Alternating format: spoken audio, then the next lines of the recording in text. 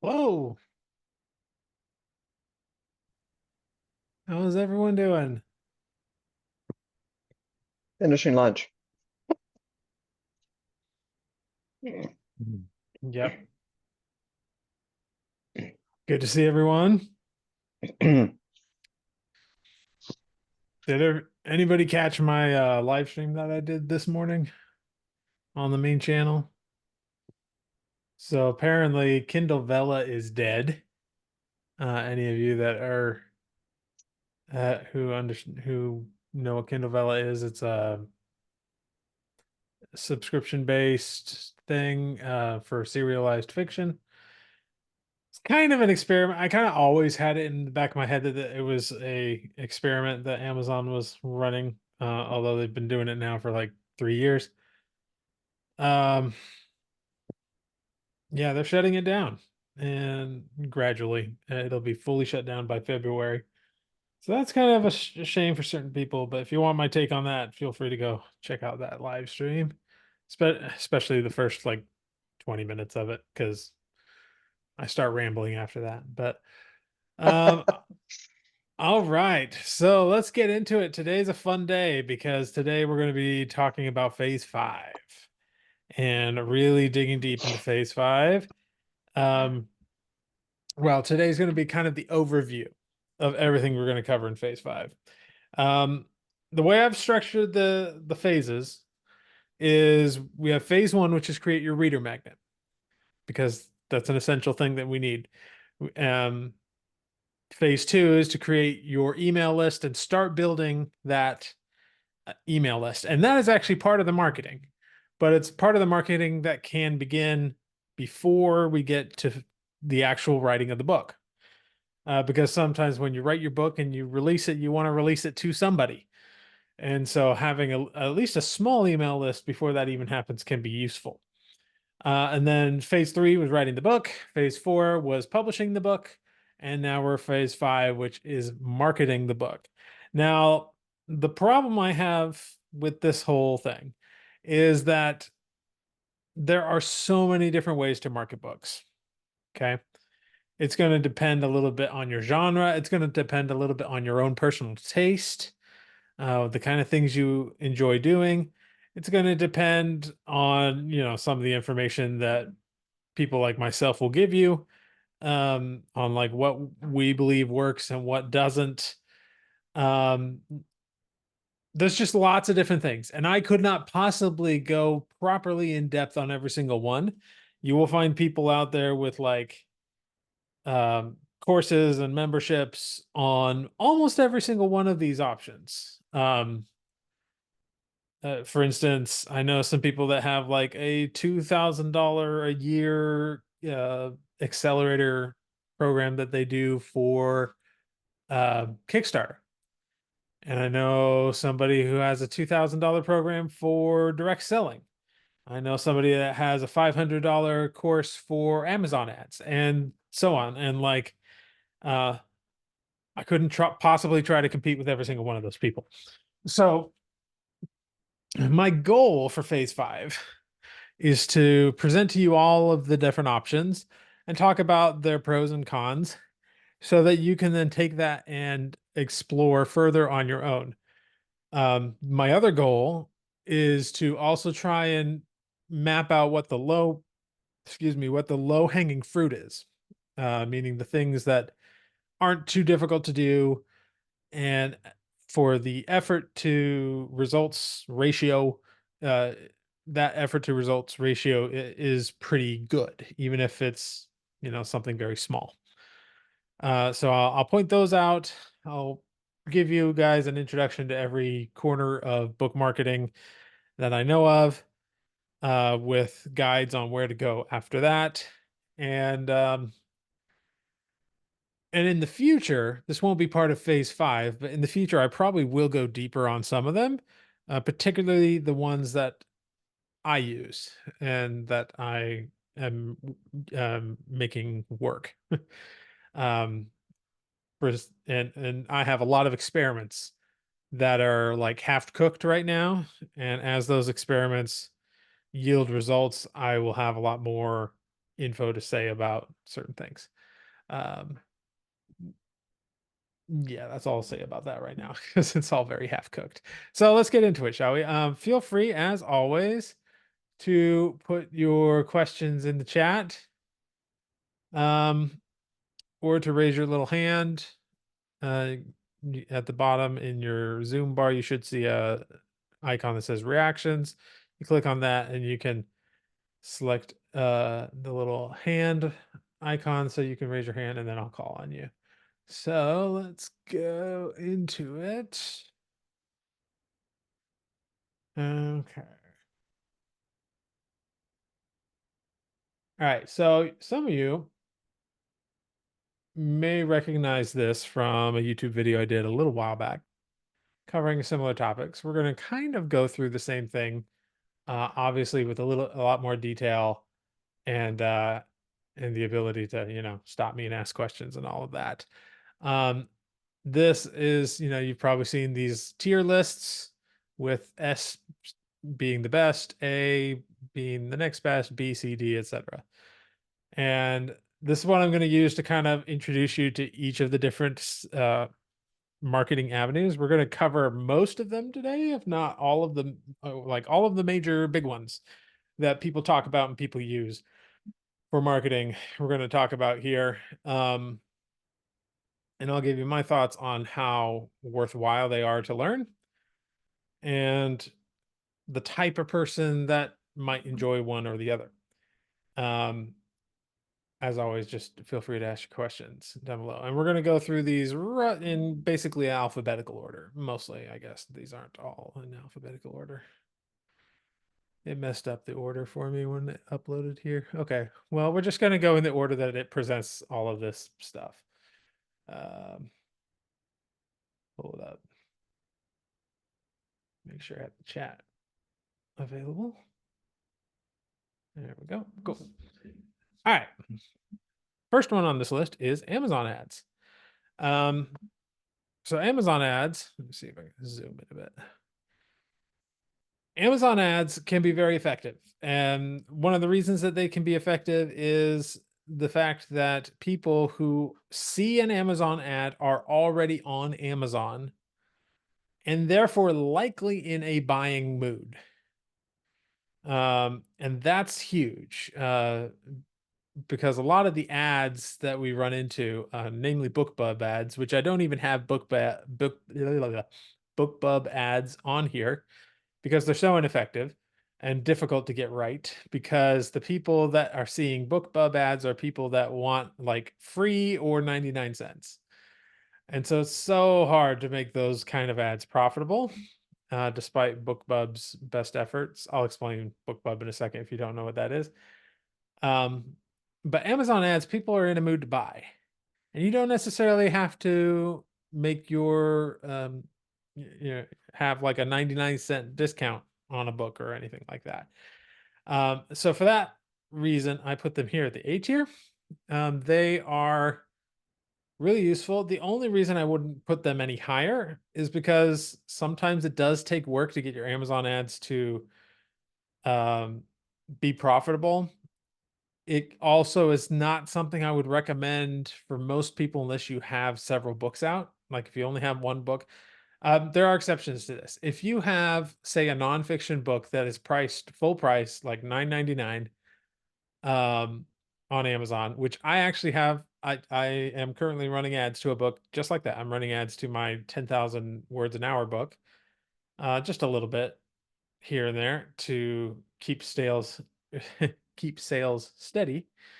When it's $9.99, if it's got a good cover and it's really interesting and the genre allows for something to be full price like that, you can probably make a profit off of those ads. Maybe. I'm currently making a profit off my 10,000 words an hour book. But I would say this sort of thing is more likely to be profitable with nonfiction than with fiction. With fiction, it's very uncommon for your first book in the series to be priced at $9.99. You might have later books priced at that much if you're feeling aggressive. But I say most fiction books are usually priced between like $2.99 and $6.99 or so. With the first book usually being a little bit cheaper. And so if you only have one book, it's going to be harder to make a profit with that one book with Amazon ads. And there's a whole strategy and everything to make it work. I'm not saying it's impossible. I'm just saying it's easier with more books. So that's why that's here in A tier. Any questions about Amazon ads? And I'll cover, like, we'll have a whole session going a little bit deeper on different categories like content marketing and ads and different things. So don't worry if I'm like just covering the surface here. All right. So next one, blogs. So when I say blogs, I want to make sure I'm clear what I'm talking about. I'm not talking about SEO articles. I'm not talking about your newsletter or anything like that. I'm talking about people who basically write about their writing life or their author life in a online publicly available written format. Um, these are a waste of work. There's no way really with any algorithms out there that you are likely to get any kind of traffic to a blog like that, where it's just you talking about your life, right? And that kind of content I would save for your newsletters, for your audience, because it's not bad content. It's just not content that is meant to attract new readers. It is content that is better suited to nurture current subscribers and current, people that are interested in your books. Um, we'll talk. You'll see over here. I've got SEO articles as a separate thing. Those are different and a little more effective. But yeah, just having a blog where you talk about your writing life, I mean, it's fine if you want to, but it's not a good marketing tactic. It's not really going to help you. So I say stay away from those. That's D tier. Next, we have BookBub. So BookBub, there are a couple of ways it can go. I am going to put it up here on the S tier, just because when things go right with a BookBub deal, it can make or break your well, not break. It can make your author career potentially. Back in the day, this was more common. Um, so if you are unfamiliar with what BookBub is basically a giant newsletter. Okay, they've amassed a huge audience of readers in all kinds of genres, and the readers, when they sign up for it, they'll pick which genres are their favorite and stuff, and then every day BookBub sends out an email to those readers saying, here are the books in the genres you like that are currently free or heavily discounted.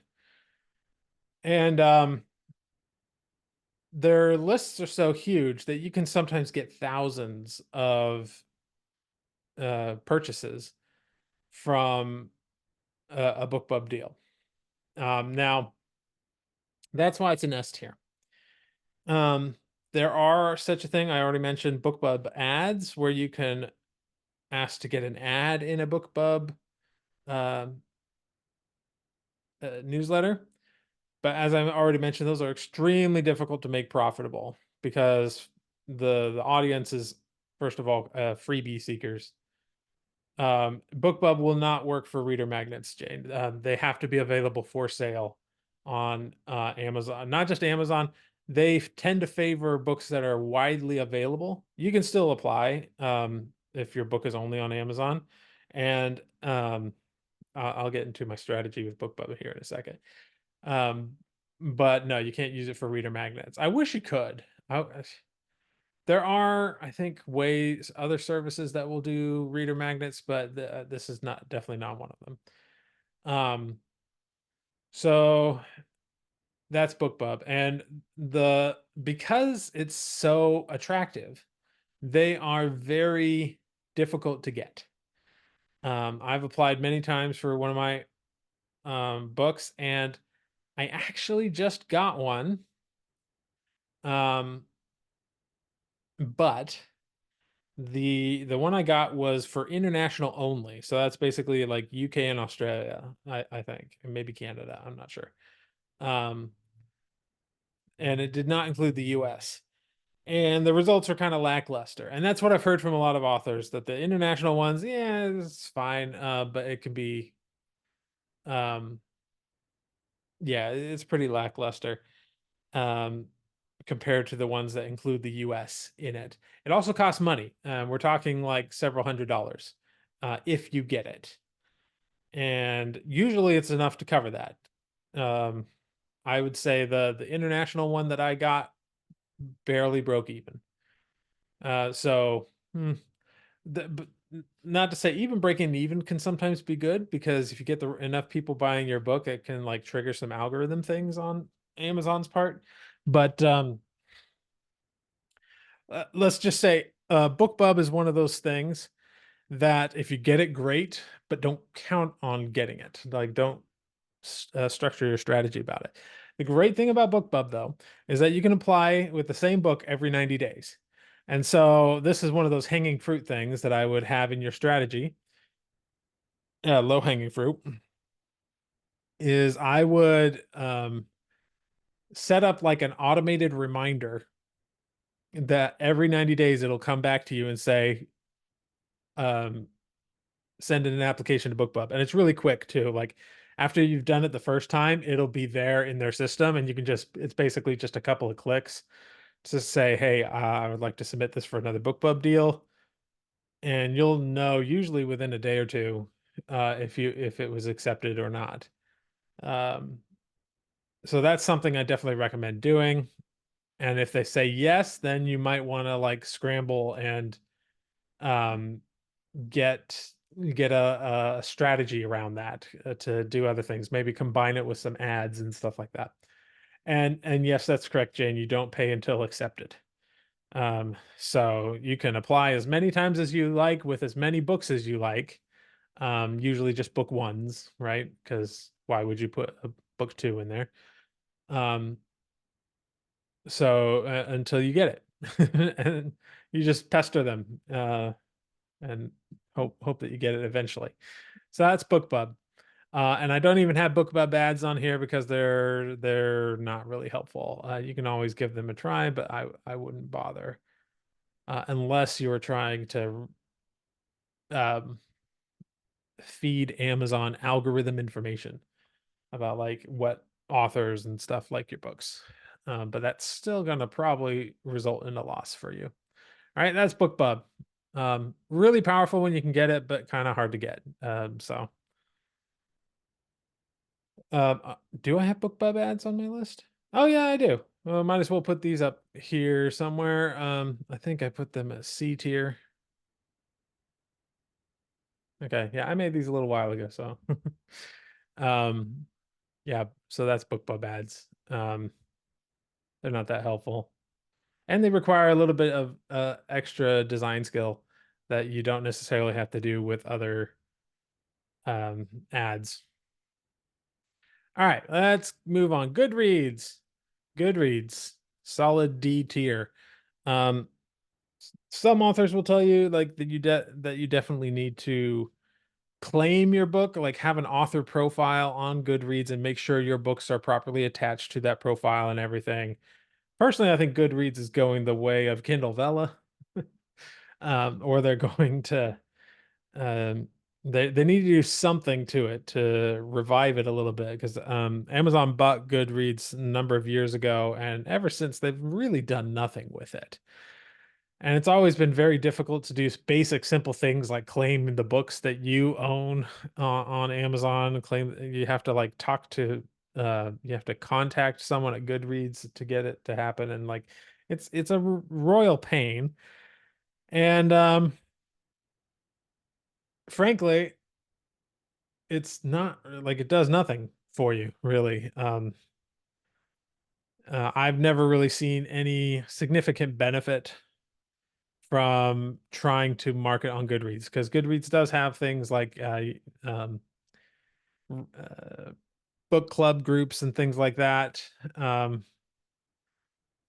first of all, if you try to promote your book in any of those groups, you'll be um, banned. And so, really, the only thing that I would even consider doing on Goodreads is just making sure you have a profile and that your books are attached to your profile. Um, and so, Regis says this: I always put my books on Goodreads. Many people use it to track their reading. The books will automatically be put on Goodreads when you publish them. Um, but the only thing about it is that they might not be properly attributed to you.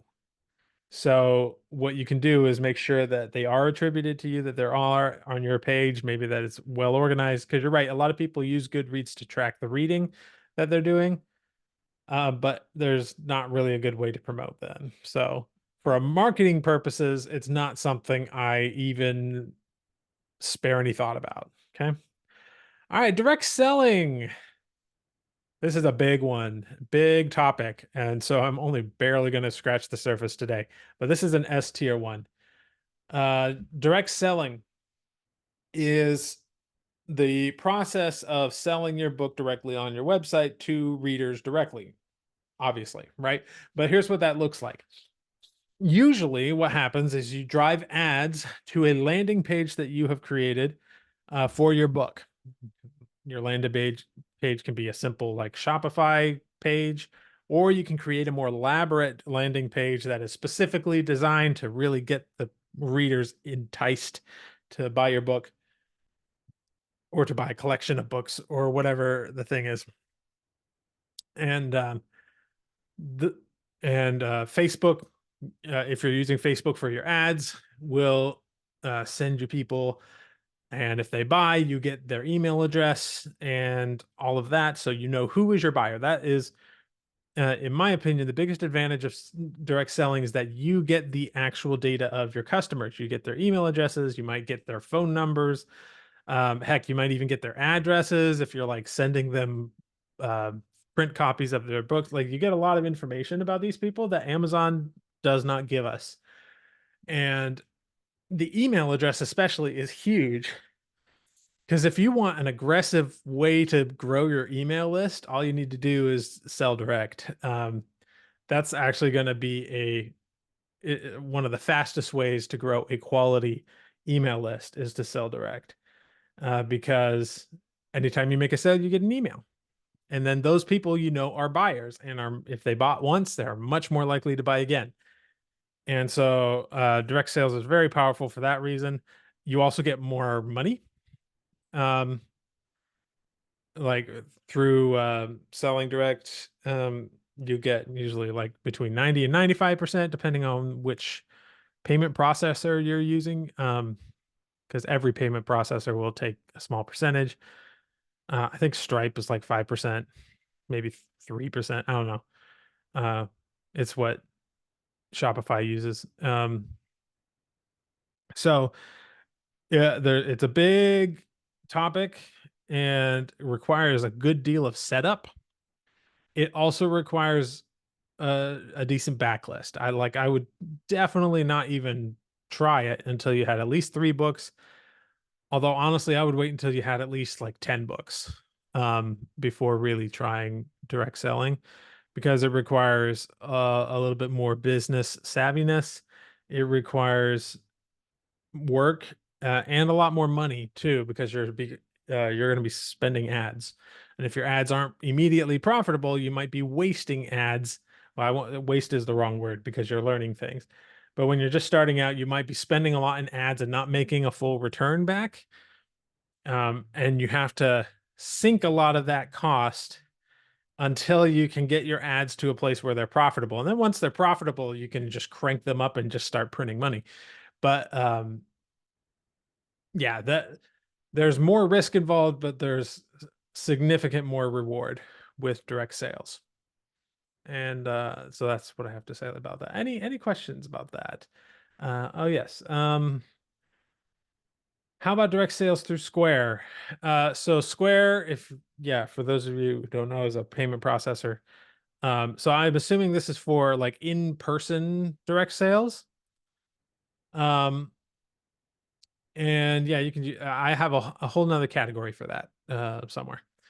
Jason, And yeah, real quick with Square, you can do direct sales like at a signing event, but you can also set up a website mm, that'll take payment. I don't know much about Shopify per se, but I would think it's kind yeah, of similar.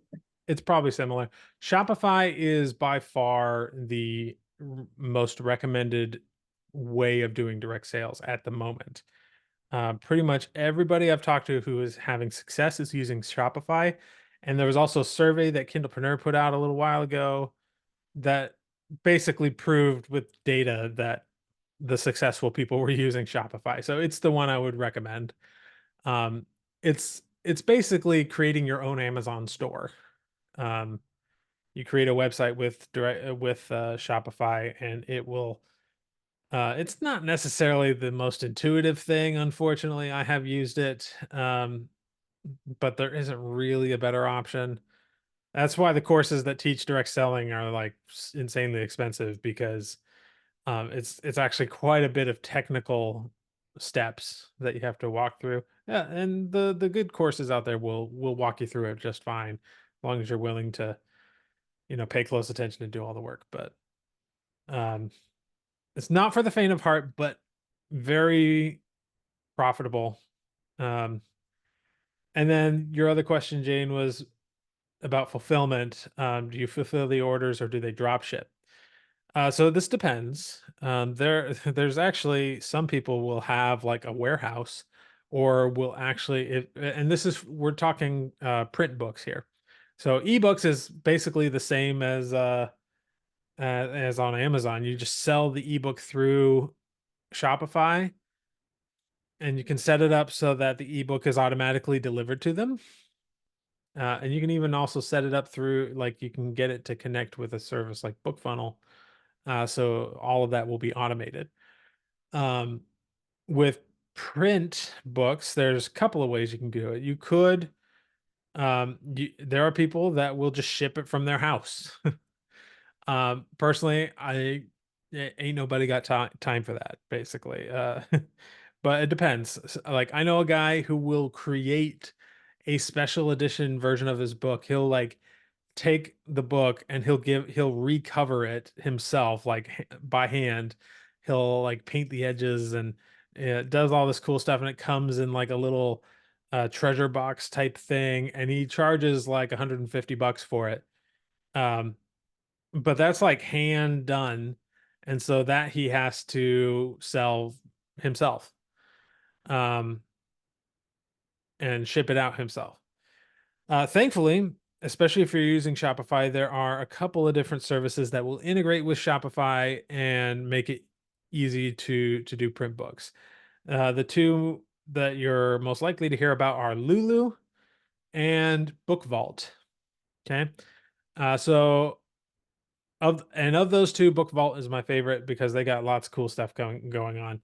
Lulu is it's really expensive, so the quality of Lulu is pretty good, but um like if you're trying to sell a hardcover to your people, Lulu, in order to make it profitable, it'd have to be like at least $35.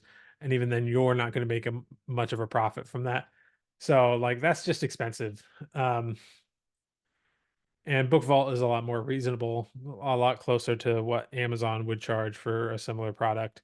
And those are print on demand, which means when someone orders it, Book Vault or Lulu will print it and send it. So that's one of the great things about those services, and they integrate with Shopify pretty seamlessly. There is a fee to upload your books to Book Vault. Um, the best way to do it is just to they have like a monthly subscription. Do the subscription for 1 month and upload all of your stuff all at once, and then cancel. Um, that sort of thing. As far as drop shipping goes, like, I'm not the foremost expert in drop shipping, but it will likely be one of those two ways: is either you're shipping them out yourself, from um, from orders that you've got lying around your house, or you can use one of those two services to do it print on demand. Okay. Any other questions here? I know this is a kind of a bigger topic.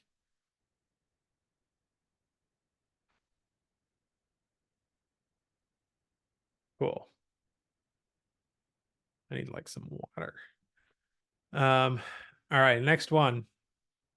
Email newsletter, another easy S tier. Um, so let me give you a little bit of a story here. So I already mentioned that I got an international book deal on one of my books. If you look at the spike that I had from that on my fiction series, it did have a little spike. It was nice. Um, but then if you look at my 10,000 words an hour book and my from zero to published book, both of which I published fairly recently. And when I published them, the only marketing I did for those books is I sent it out to my email list. So you guys and the people that are not members, who are on my email list anyway, who are not paying members of mine or anything like that. I sent it out to all of you guys. Is probably collectively about 7,000 people, which is not a huge list. Okay, you can easily get. It might sound big to some of you, depending on where you're at in your author journey, but like 7,000 is nothing. When I was at Kindlepreneur, his email list was 200,000. So, so to my measly 7,000, in comparison to the hundreds of thousands that you can get through BookBub, you'll see if you look at my analytics, two spikes for both my release of 10,000 words an hour and from zero to published, and they're much bigger than the spike I got from BookBub. So that's just something to keep in mind. Your email can be very, very powerful. These are people who know you, who trust you, assuming you're doing things right, um, and who are at least mildly interested in the books that you have, um, and want to publish. So email marketing is still considered to be probably the best and single most effective form of marketing. Almost all of these other forms of marketing are geared to get people on your email list in some way, um, either directly or as a byproduct. And most of, I mean, phase two here in the membership is all about growing that email list, and it's that important. So um, uh, do not underestimate the power of email newsletters. Make sure that you're working with them, that you send them an email now and then to keep them engaged. And when you're ready to publish a book, make sure they know about it. And that's all it needs to, all that we need to really go into there. There's a lot more that could be said for like email tactics, and some of that I've gone into in phase two about different things that you can do to like, what do you even email these people? Uh, and how do you get people on the email list and all that? Some of that is all available in phase two. Um, but the fact is that there's a lot of ways to get people on your email list. The best way is to have a reader magnet to encourage people to get on there. But like where people see the link to get to that reader magnet can vary wildly depending on the other types of marketing that you're doing. Okay. Any questions about email and its importance?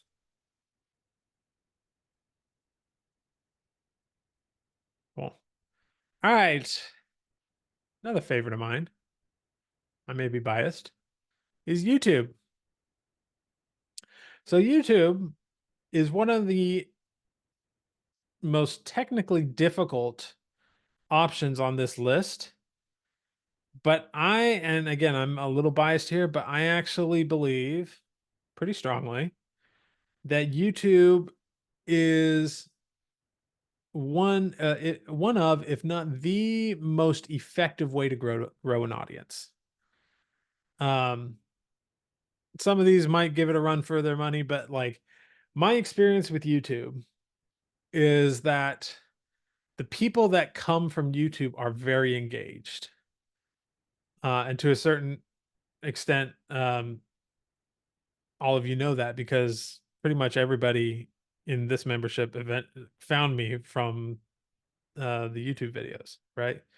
I've done very little marketing of this membership outside of my YouTube channel. Um, YouTube's algorithm is one of the most beautiful pieces of AI on the planet. It is so good at understanding what humans want. Um, so you'll hear people blame the YouTube algorithm if they're not seeing success. Like, oh, the algorithm doesn't like me. I've been shadow banned. All this, but that's not how the YouTube algorithm works. I've found with everybody I've talked to, all of the gurus in the YouTube space, and in actual like algorithm engineers at YouTube will tell you that the algorithm is the audience, and you can just replace the word algorithm with audience. So if you say the algorithm doesn't like me, no, the audience doesn't like you, and so forth. And if you create stuff that people will like, the algorithm will like it, and the algorithm will find people that will like that content. And it's very, very good at this. Uh, to the point where people are often surprised at how much, like when I tell people that I don't get a whole lot of AI hate from the AI haters out there. Um, I don't get a lot of it. I do get some, but YouTube is so good at knowing who my audience is that it doesn't show my videos to a lot of people who are unlikely to like AI writing stuff, right? So it's good. It knows its people. And in the like the fiction marketing community, what I've seen so far that works well is things like audiobooks. So putting up free versions of your audiobooks. I know people that besides Audible, YouTube is their biggest revenue driver for their audiobooks because people just listen to it and you get ad revenue from that. And that's another great thing about YouTube. YouTube will pay you to promote your stuff, right? It's such a fantastic tool and so good at finding audiences. And it's also not biased towards new channels either. In fact, sometimes newer channels get a little bit of a boost. So if you come out of the gates swinging, um, and you've got quality content that people are watching and enjoying, you are very likely to find the audience, assuming you know who your audience is and you're making content that is attractive to that audience. It can be easier than you'd think to find the right audience.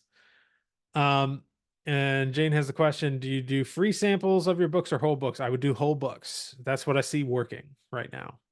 Um, Another thing that I've seen working fairly recently lately, and I've only seen this with shorts. I am currently preparing an experiment to do this with longer form videos, but taking like a short story, like flash fiction, really short story, and animating it with AI. So creating some AI visuals, um, AI images, AI video, that sort of thing.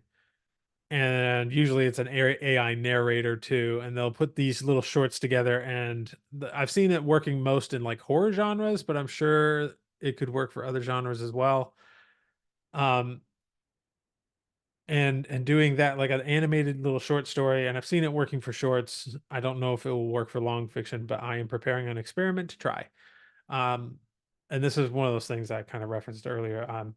The experiment I'm working on right now, I have recently hired somebody to narrate one of my fiction books, the first book in a series. And now I'm actually working with someone on Upwork. Um, you can find people that work for relatively cheap who live, in the Philippines or Pakistan or Nigeria or somewhere who are actually pretty good with AI and will take your narration and just illustrate it with a bunch of AI images and put them together in a slideshow or something. And that's what I'm creating right now. Um, I'm gonna. It's gonna be a little while before I actually start uploading them to a channel. But I'm really curious to see what happens. and if it shows any promise. So I'll keep you informed on that, but I think that that has potential. Um, I could probably do a whole session about YouTube to talk about it. I'm not going to, but well, I'm not going to today. I will probably later. Um, but suffice it to say, I think it's one of the most powerful ones on this list because the audience is so engaged, um, and because YouTube will pay you. Like it's most of these marketing avenues, you have to pay someone else. Um, so we'll see. All right. Kind of going along with that is SEO articles, and I've got this one at a C level. I might put it at B level. Um, it's a toss up between. I'll put it at B because I still kind of like it. Um, so SEO articles are where you write an article for a website that is specifically targeting a keyword that people might search online, usually on Google. The reason I don't have this much higher is because, first of all, this whole industry is in flux right now because of AI. Um, I used to do SEO work for Kindlepreneur. That's like my background. And so, like, I have a soft spot for it, but I'd be very curious to know how things have been going at Kindlepreneur since I left. Because I'm sure the algorithm is just doing all sorts of wonky things right now. But basically, what'll happen, what ideally you want to happen, is people will type in a phrase on Google like the best cowboy romance books for teenagers or something, whatever the keyword is. And if you've written an article that's right on that subject and it's a good article, people will find it and start clicking around. And you can usually get paid for this as well if you have like affiliates. So, like everybody on that list of the best cowboy romance books for teens, if anybody clicks through and buys one of those things on your list, you can get affiliate income from it. That can be helpful. But more importantly, if you have a cowboy romance that you've written and it's on, you can put it on that list. It's a good way to get people to find your stuff. Also, you can use every single article that you write, even if it's not directly relevant to a book that you have written, you can use it to grow your email list. It's actually one of the more effective ways to grow your email list is to have um, some kind of SEO strategy. I currently find that it's a lot of work and not quite as effective as something like YouTube. However, I would say there are instances where I would strongly recommend it. For instance, if you're making YouTube videos about a certain topic that's informational, combining it with an SEO article on the same topic can be really useful because Google owns both the Google search engine and YouTube. And so it usually gives quite a bit of weight to articles that have a video embedded in it. And so combining the two can be really effective. Um, and you may say, well, like, oh, well, what would I write about that people are searching for online? The obvious one is anything book related in your genre. So a lot of people do book lists, author lists, a lot of lists.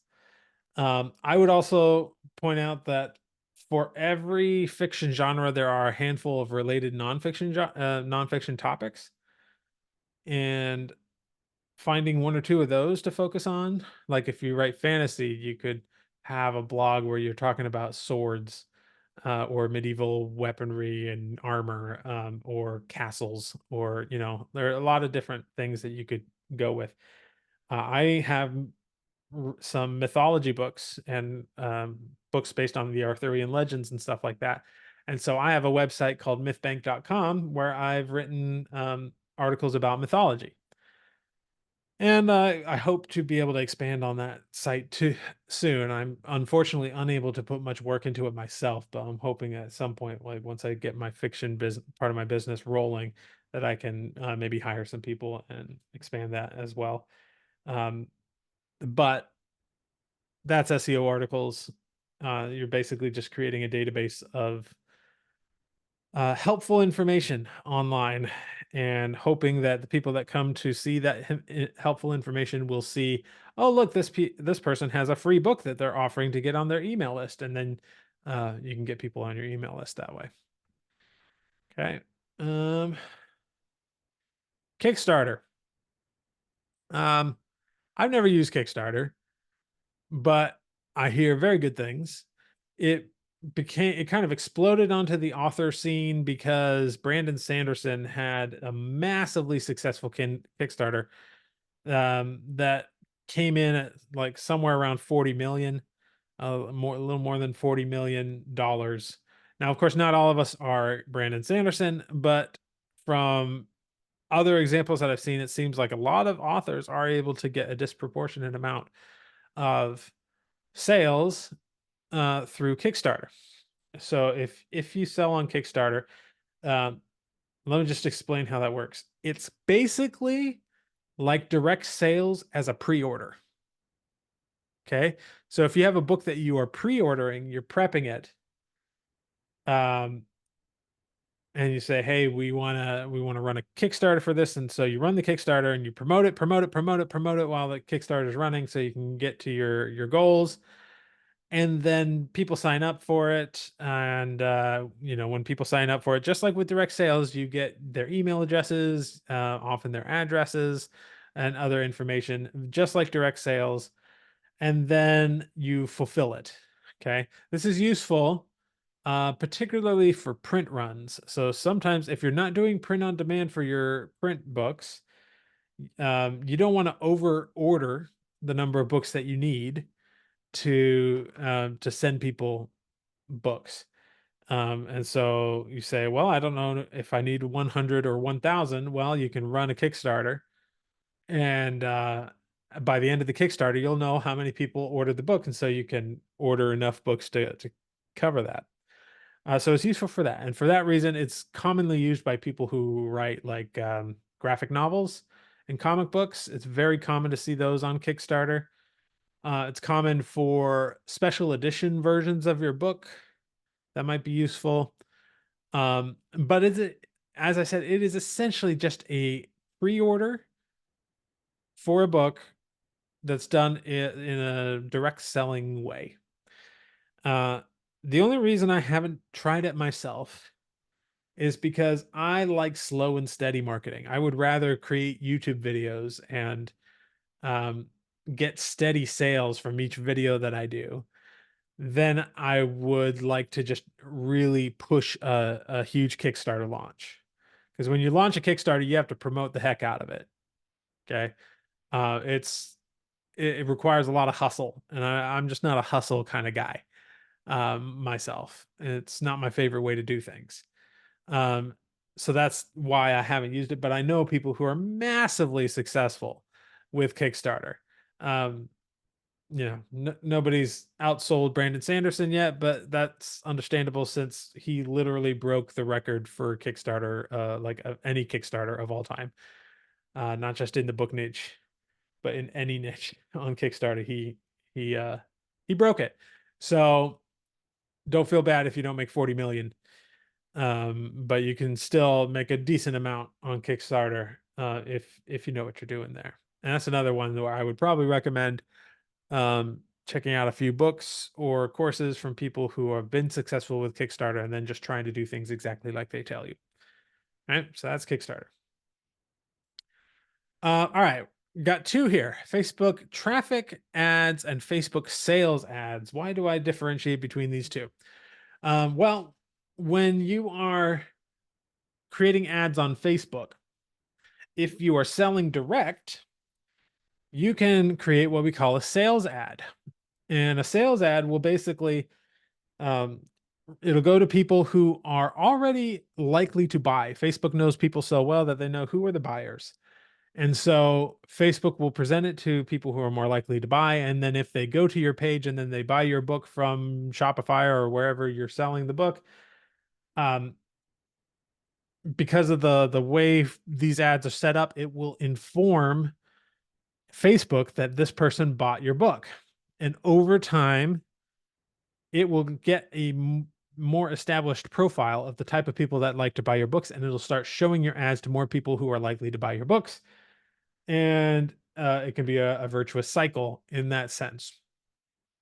And the reason it's able to do that is because you have something called a Facebook pixel installed on your website, which gives Facebook information, like when they sign up for an email list or when someone buys your product. And so that gives information back to Facebook, and they're able to, iterate on that. And that's only possible because you own the page that they are going to because you're selling direct. Facebook traffic ads, on the other hand, right here, are ads that you set up in Facebook that are designed that Facebook will show them to people who are likely to click on the ad, not necessarily buy. Some do buy, but these are people who are clickers. They like to click on things, and this is what you use if you are running an ad to Amazon, because you do not own the Amazon site. You don't even own the page that your book is on the Amazon site, so you cannot know if somebody and Facebook cannot know if someone has purchased your book. You can run ads all you like, but you're not going to actually know who purchased the book. You're just going to see, I got this many clicks and this many sales, but you can't like connect any of those dots. Okay. And so they're far less effective than sales ads, which is why this is how I do it. Sales ads go up here at S tier, kind of partnered with direct selling. They kind of go together. They have to. Whereas traffic ads, I personally bring them down to C tier. I know some people that have been successful with these ads, so maybe I would bring them up to B tier. But they are far less effective than sales ads. Okay. Any confusion there about the difference between sales ads and traffic ads?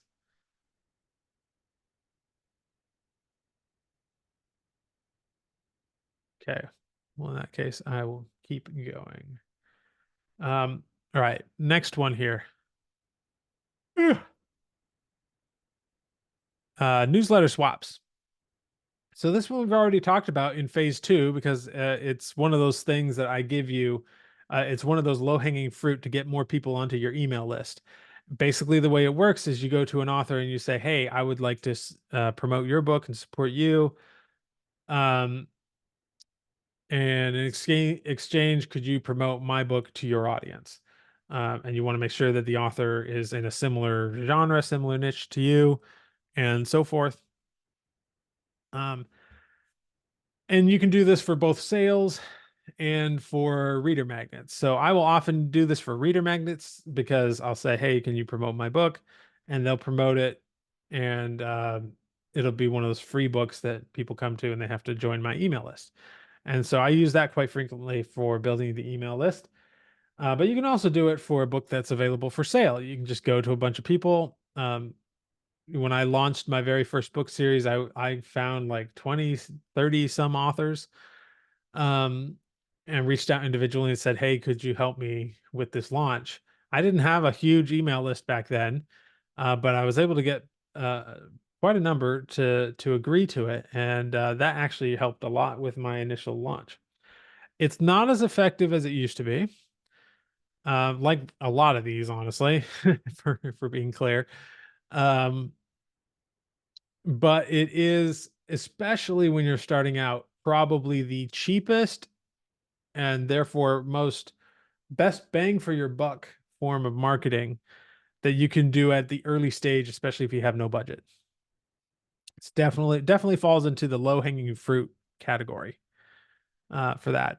Okay, so that's newsletter swaps, and so I'll put that around the A tier, just because it's really useful for beginner authors. All right, down here I have just other social media, and this is going to vary because, like, for some genres, Pinterest might actually be good. For some, Instagram might be good. All of them will be decent to a certain degree if you're if you pick one and you kind of specialize in it. But on the whole, uh, most of these social media types I don't bother with too much. Um, yeah. Jane had a question. Should you add a sampler of the book you are promoting to your reader magnet? Yeah, you absolutely can. In fact, I do. My reader mag, I'm pretty sure. Well, maybe it doesn't. But I do have a link to the book I'm trying to promote in the reader magnet. But yeah, a sampler is fine. I wouldn't do a sampler as a reader magnet, like just a sampler on its own, because people don't really like that. They feel a little cheated. That's why I usually suggest have a full short story or even like a full novella or book or something as your reader magnet. And then in the reader magnet itself, you can have a sampler for your books or some other way to promote the books. Um, yeah, yeah. All right. Next one is podcasts. For fiction, podcasts I don't see used very often. I've seen some authors get together and like collectively create a podcast around a certain genre, and then they'll just do like author interviews and stuff like that. And that can work if you get the right people. But I see podcasts work more for nonfiction. And the only problem with podcasts is that it's difficult to grow an audience with a podcast because it's a lot like an email list. There's no algorithms. There aren't many algorithms, I should say. There are some that make finding new podcasts easy. And so it's not like YouTube where like people will randomly stumble across your channel all the time and you can grow an audience that way. But with podcasts, it doesn't quite work that way, with the exception of podcasts that are on YouTube. I should point out because there are a lot of those. And in fact, YouTube is the number one platform for people that listen to podcasts, which may surprise you. A lot of people listen to their podcast through YouTube or watch them through YouTube. That said, um, if you want to get like intimate with your readers and get them to really have that trust factor with you, podcasts are 100% the way to go. Like that, there is probably, with the possible exception of YouTube, there is no better way to really get in touch with the podcast host as a listener. Like, because people are usually spending, um, podcasts average between like half an hour to 2 hours or so. And when you're giving that much of your attention to somebody, it becomes a big deal. And most people, people will be subscribed to dozens of YouTube channels. People on average listen to far fewer podcasts. They have to be more selective. So if your podcast happens to be one that people listen to, like it can be huge for that trust factor. Um, that said, for fiction, I probably wouldn't recommend it, especially if you're starting out. You're not going to find a whole lot of people that way. Um, for nonfiction, it can be a good avenue, but again, I would probably do it as like a second form of marketing. It's like up the funnel, right? You have some other form of marketing for to help people discover you, and then you use something like podcasts and email to get those people who just discovered you to really love you. Okay, that's what podcasts can do really well. So podcast is an A tier. It has some drawbacks, but it's really effective. And it's a form of content marketing, which I am a huge fan of content marketing just in general. All right, next one here we have, I just call it gaming the algorithm. Now, this used to be a bigger deal back in the day, especially in the early 2010s when self-publishing was just brand new.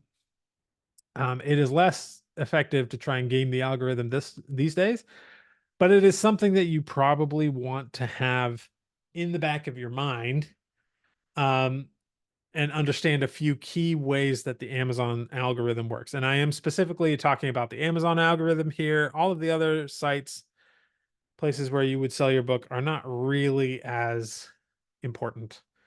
Um, if any of them become a huge place that a lot of people are selling books, then maybe we'll talk about them. But for now, we're just talking about Amazon. Um, so we'll probably do a whole session on this. Last time when we talked about Publisher Rocket, a lot of the work we did there was specifically around stuff that is useful for the algorithm to know. So selecting your keywords, selecting the right categories, um, getting the right title and subtitle, all of that can be useful to help game the algorithm. And I say game with air quotes because it's just like um, can't really game it. It's just understanding what it likes and what it doesn't like. Another thing that's common with this is understanding um, the type of sales that Amazon wants to see. Amazon likes to see slow, well, not slow, but they like to see steady sales. So if you get like a huge spike and then the next day you get nothing, and the next day and the next day you get nothing, Amazon's not going to really count that spike as being very um, important. They're not going to show your book to more people because you had that spike. But if you had if you start seeing like 2 sales a day, and then that's remains pretty consistent for a little while, and then it goes up to 10 sales a day, and that stays consistent for a while, and maybe it goes up from there. That shows Amazon that you're gaining word of mouth, or at least that your marketing is steady and you're not just doing a huge push. And they like stuff like that and are much more likely to pick up your book and market it themselves to their own audiences and to people that they know would like your book if they see that kind of steady sales. So that's actually probably the biggest lesson I would say take away from this particular part of the lecture today, and is you want to try and have steady sales on Amazon. And the more you can do that, the more likely you'll make some money from it. Okay.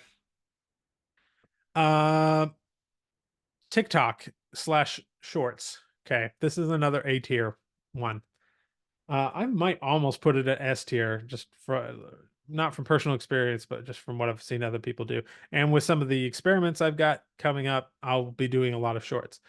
So it's funny. I've noticed from a lot of conversations with other entrepreneurs, they've talked about TikTok and they'd just be like, "Man, I have like 500,000 people on TikTok, but none of them are converting into sales and stuff." And I'm like, eh.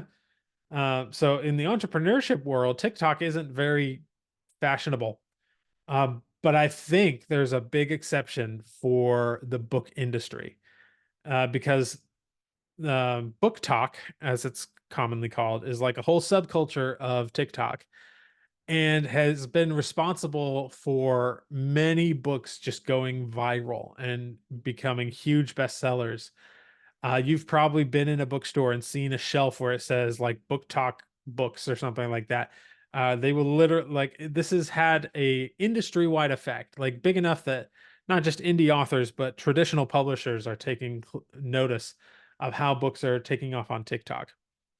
And the reason I have this as TikTok slash shorts is that the content on TikTok is unique in the sense that it doesn't have to be reserved just for TikTok. You can put the same content on Instagram, on Facebook stories, or not stories, reels, and on YouTube shorts. Uh, Now, each of those is slightly different and it's going to perform differently. And so you do want to optimize for one. And the one I would optimize for authors would be TikTok.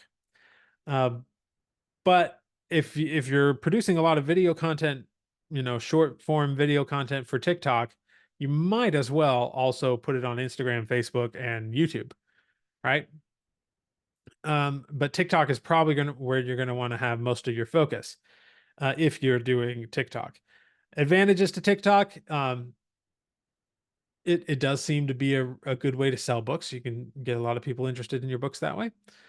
Um, It is also it's kind of a form of content marketing, and I just like content marketing.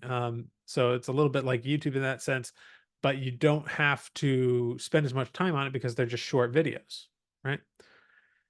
So they can be put together much faster, and I think a lot of people will recommend if you're doing TikTok doing like 2 videos a day or something like that. But some of them are really simple. Like I've seen some that's just like somebody holding up a book and you can't see the cover of the book. And it's like, and words will pop up on the screen with all of the tropes that are in that book. And then towards the end of the thing, they'll like reveal the cover. So they're like creating that suspense with all of the different things and not showing the cover. And then they'll show the cover and stuff like that can be really engaging and works really well. So TikTok can be great for that sort of thing. I've also heard This is one of the things I'm kind of investigating right now, but I've heard that AI is kind of AI video in particular and like image slideshows and things are performing very well in short form and TikTok. So again, I haven't I don't have like specific examples yet, but I have just heard that a lot of people, authors in particular, are selling a lot of books by like um, creating snippets like that, um, narrating them, and having some kind of AI video going with it.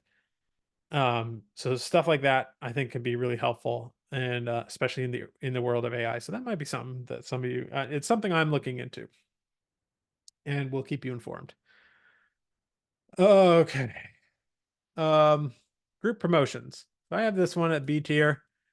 Um, these I've talked about in phase two. This is where it's very similar to a newsletter swap where you just get a bunch of authors together and say, hey, we're giving away all of these books for free or for 99 cents or whatever.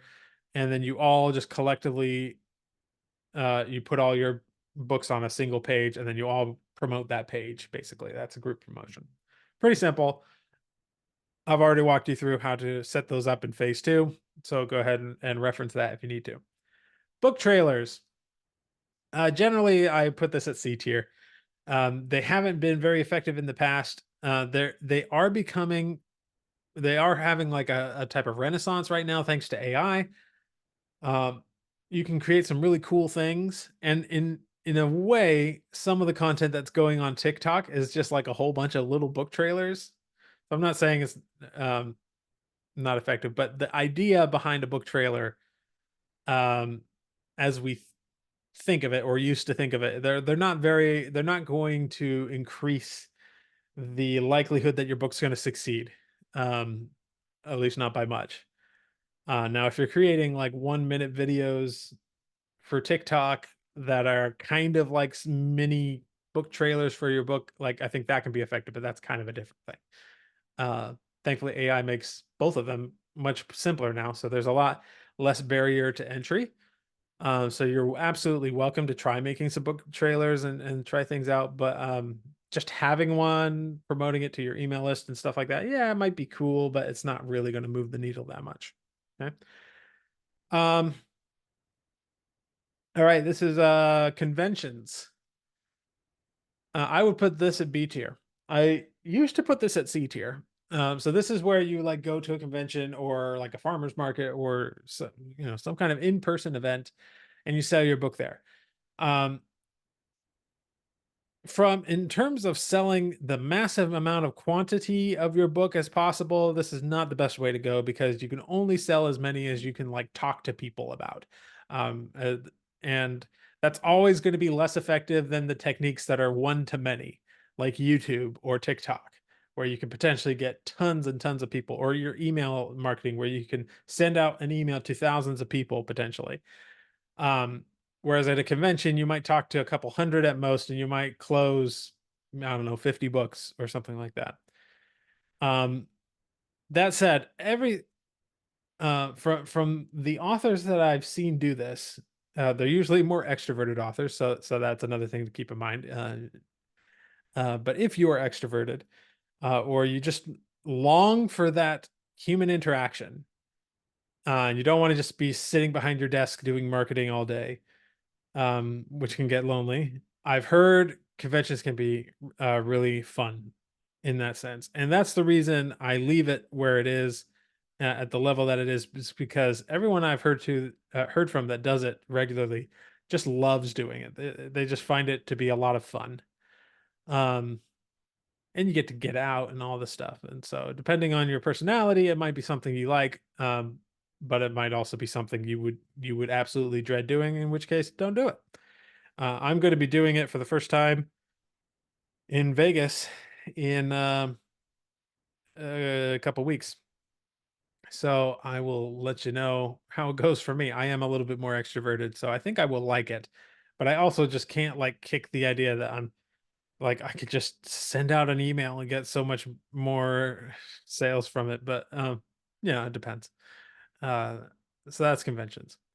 Blog tours, big fat D. So a blog tour, sometimes you'll see these where people will like you pay a small fee and your book will go out to a whole bunch of different bloggers and they'll all like either review or do a short little blurb about your book on their blog. For the same reason that blogs over here, I've also got in the D tier where they are not very effective. So too is the blog tour, not very effective. I did a whole bunch of blog tours for some of my books to measure the effectiveness, and they did nothing. Like literally no noticeable bumps in sales.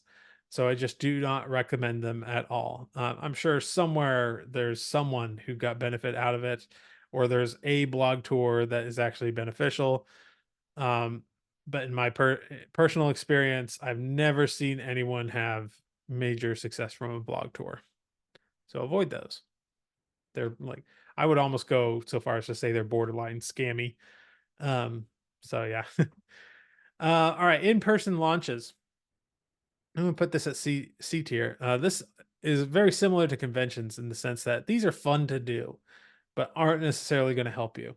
So by an in-person book launch, what I mean is like, um, you rent out a bookstore or you go to your friend's house and have a big party around your book launch. And you invite everybody you know, and you put up ads in your local grocery store and stuff like that for people to come.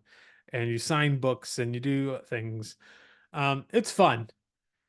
If you're into that sort of thing, especially if you're more extroverted, it can be a fun thing to do, but don't expect it to sell more books because at most you'll sell a couple. Um, Probably less than you, in fact, almost certainly a lot less than you would sell at a convention. So yeah, just keep that in mind. If you want to do it, nothing's stopping you, but as a marketing method, it's not that effective. Okay, last but not least, we have book promotions. I'm putting this in the B tier. So this is basically the same thing that BookBub is. I separate BookBub out as its own thing, but there are a lot of other book promotions like BookBub. They are not as effective as BookBub, and sometimes it can be difficult to make your money back because you usually do have to pay a certain amount in order for them to promote your book to their audience. They are easier to get. Like BookBub, it can be like years trying to get a BookBub and never getting one. Whereas with most of the others, you can usually get one. It's a little more rare that they will reject you. And if you're getting lots of rejections, you might have a problem with your cover or something like that. Um, but this is another low hanging fruit option. Um, Sometimes depending on how well your book converts and everything and how good your cover is, you might not make a whole ton of profit on these, if any. Um, but what they're really good at doing is if you schedule them out in just the right way, it can be a good way of stacking your sales to show Amazon that you're getting steady sales. So you can keep, let's say you have a trilogy and books 2 and 3 are full price, but book 1 you keep at like 99 cents. And then every week or so you run one of these book promotions. Over time, that's going to potentially have some positive effects on the algorithm.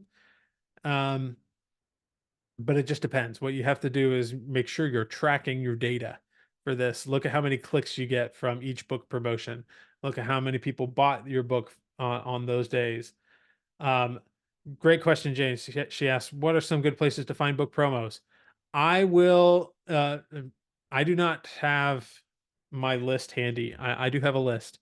I will put this in the Facebook group. We might go through it um, in a future session um, because yeah, there's a handful. There's about like half a dozen that are actually decent, and a few more that will get you something. Um, I only use them if I'm doing like a book launch and I discount the first book and I'm trying to get the algorithm to work and I'm even willing to go at a little bit of a loss to try and gain some momentum. Because sometimes the book promotions will end up being a loss for you, but being what they are, like when you're just starting out, you need to build that audience. And sometimes the best way to do that is through doing consistent book promotions, and they're not as expensive as other forms of marketing on this list. Um, and so they can be a good way to go, if that makes sense. Um, so yeah, I'll get together the list that I've got, and and show you the ones that I've used that are good. And I've used quite a few. All right, that's all of them. We got through them. Yay! Are there any questions? Any other questions that we haven't covered so far? I'll leave this page here for now so you can see it. Any other forms of marketing that you've heard of that I haven't talked about that you want me to comment on? Because chances are I do have something to say about it, even if I didn't include it on this list. Or just any other questions in general. Go ahead, Jane. I was gonna say people who write in a genre catered towards children, I would reach out to local schools when they do Mhm. literacy nights is a really good um way to promote books. And I did one last year with my children's book, and the kids were just swooning over me. Can I get your autograph? Can I get your picture? I'm like, I'm really not a big deal, but okay. So Yeah, that's actually a great point. So, for people who write children's books or even middle grade books, from what I hear, one of the best ways for them to market their books is to go through schools and libraries, um, and reach out to them directly. And I haven't done a whole lot of investigation into that because I don't write in those genres. But I like there are whole books about it that you can read if you want to learn more about it. But that's an excellent point. Because children's books and middle grade books are harder to do because your primary audience does not have a credit card. So, um, so it can be harder. Like there's an extra step there. You have to get your in through the parents. So I understand conventions are good for that. A lot of people I see having success with middle grade are doing it through conventions, as well as going just reaching out directly to libraries and stuff like that. So, yeah, thank you, Jane.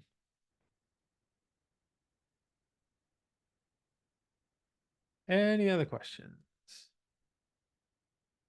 Or maybe wrap up just a little early today.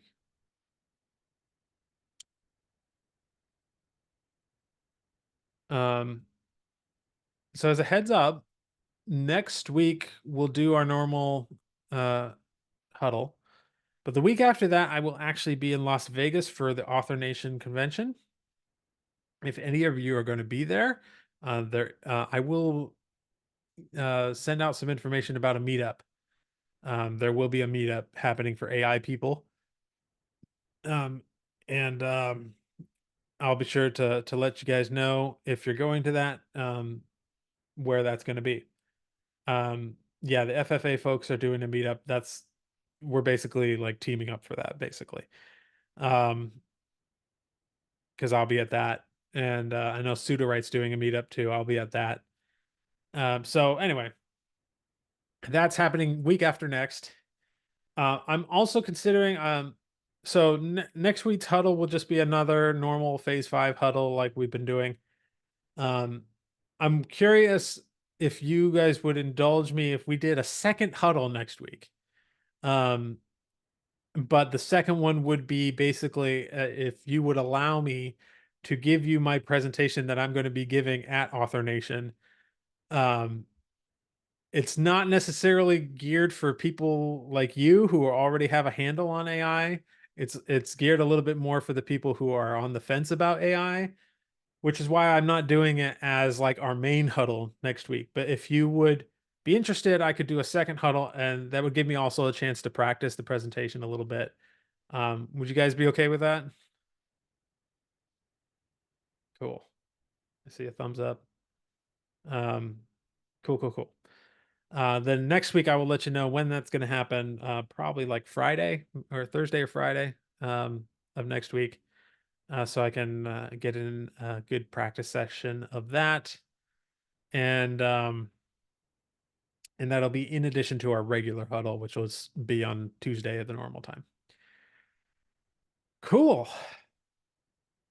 All right, I think that'll about do it. Oh, and also, it goes without saying there will not be a huddle the week that I'm in Author Nation, um, unless maybe I can try and find somebody to fill in. But let's just assume there's not going to be one that week.